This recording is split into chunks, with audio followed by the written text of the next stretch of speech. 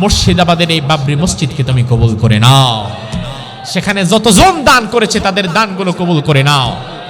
30 জন মানুষ রাখা হয়ে গেছে শুধু বাবরি মসজিদের টাকা গোনার জন্য। 30 জন মানুষ আজকে 3 দিন লাগাতার টাকা গুনতেছে, টাকা গুনে শেষ করতে পারতেছে না। বরকত দেওয়ার মালিক কে? মালিক কে? আল্লাহ সুবহানাহু ওয়া তাআলা।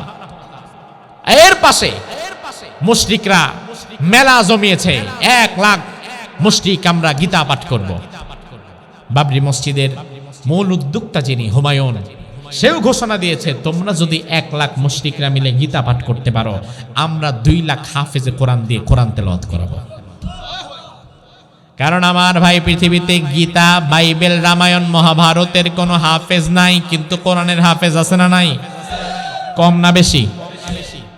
5-6 বছরের বাচ্চা ঠিক মতো কথাও বলতে পারে না, কিন্তু কোরআনের হাফেজ হয়ে গেছে, এমন আছে না নাই? আবার অনেক সময় দেখবেন তোতলামি করে, ঠিক মতো কথা বলতে পারে না।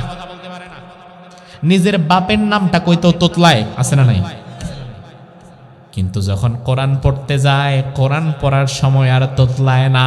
কোরআন যখন পড়ে সাবলীল ভাবে পড়ে, সে যে তোতলা এটা বোঝারও আর কোনো উপায় থাকে না।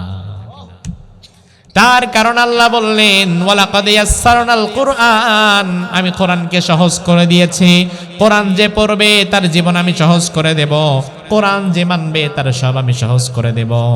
এই জন্য কোরআন যে আঁকড়ে ধরে, কোরআন তাকে জান্নাত পর্যন্ত নিয়ে যেতে পারে। সুবহানাল্লাহ।